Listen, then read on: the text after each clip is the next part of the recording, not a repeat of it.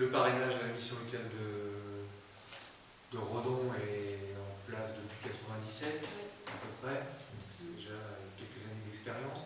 L'équipe en tant que telle aujourd'hui constituée des quatre fantastiques. Elle est créée, je pense, en 2010. La demande part des conseillers qui tous les jours reçoivent des jeunes. C'est le métier premier du conseiller en mission locale. Le conseiller, en fonction du diagnostic, va parler ou pas du parrainage. Il va essayer d'avoir l'adhésion du jeune. Et ensuite, il nous transmet un petit peu comme une prescription, comme une demande. Donc, on collecte les demandes, on se les répartit. Charge à chacun, quand il a une demande, de se mettre en place un parrainage, d'activer le réseau parrainage, de contacter le jeune, de créer le binôme. Mais quand même, dans la démarche, systématiquement, il va y avoir une prise de contact par la personne de l'équipe parrainage auprès du jeune qui est demandeur. Donc on croise énormément d'informations pour arriver à une sorte de compromis, c'est trouver le bon parrain pour le bon jeune.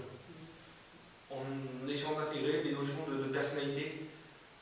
Le parrain est une personnalité, hein, c'est un engagement bénévole de citoyen. Donc voilà, il faut que ce soit aussi en phase avec ce qu'il est et comment il fonctionne. Moi je dirais que le premier entretien est déterminant pour construire la relation en fait.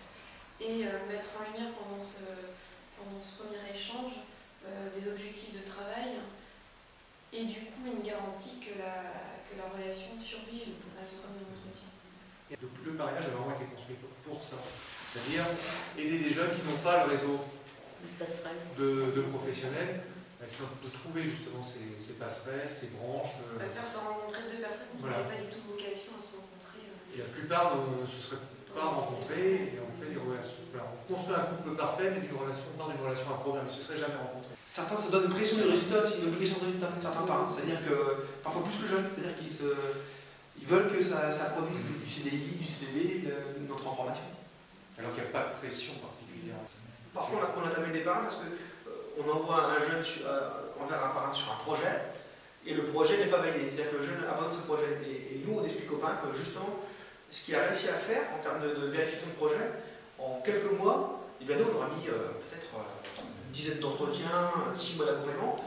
Et on montre aux parrains que le fait que le jeune arrête ce projet-là pour aller sur un autre, et ben c'est tout gagné, quoi.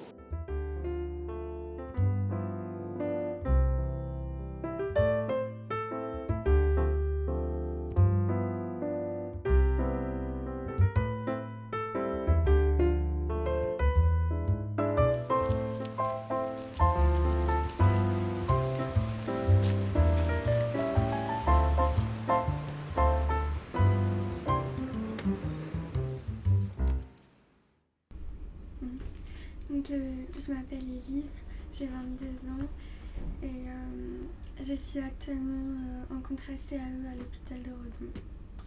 Jean-Pierre Lefebvre, je suis retraité et redonnais depuis 2 ans. Et j'ai repris des activités de parrainage ici à Redon après une première expérience en Haute-Normandie d'où je viens.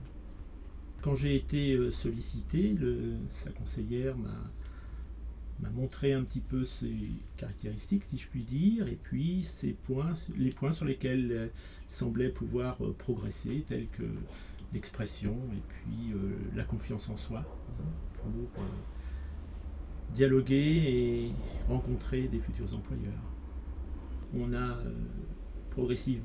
s'est rapproché des situations les plus réelles possibles, en simulant des entretiens, en simulant des relances téléphoniques à partir d'un plan de travail que Élise avait conçu.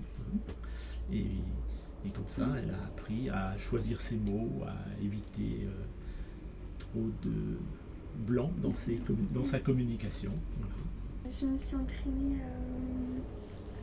à m'entraîner à parler un peu plus fort, à lire des textes en me regardant dans la glace pour apprendre à parler un peu plus fort. C'était un point presque essentiel que Élise puisse s'exprimer sur ce qu'elle avait à dire, parce qu'elle avait des choses à dire. Élise a toujours participé aux propositions que j'ai pu faire. Et ça, ça montre aussi son sérieux dans son engagement, parce que je pense que certaines remarques, certains petits exercices lui étaient peut-être plus difficiles, je pense, et à chaque fois, elle a joué le jeu. Au fil des entretiens, Élise avait un certain nombre d'expériences, de remplacements, de stages et autres, et donc elle avait quelque chose à présenter. Il lui manquait seulement entre guillemets, la confiance pour pouvoir présenter ce qu'elle avait en elle, son potentiel, qui était déjà quelque chose de tout à fait valable. Donc, certains types de parrainage ou certains aspects du parrainage ne sont pas forcément à limiter dans le temps, ne peuvent pas être limités dans le temps. Chacun va à son rythme. Là, il y a une période d'activité professionnelle pour Élise. C'est normal que le parrainage s'éclipse un peu. À elle maintenant de ressolliciter, car je ne saurais pas moi où elle en est à la fin de son contrat. Si elle le veut, elle peut à tout moment recontacter le parrainage en prévenant en même temps la mission locale que on réallume un peu les feux là. Mais c'est à son initiative. C'est à son initiative. Hein. Ça, mais c'est bien volontiers.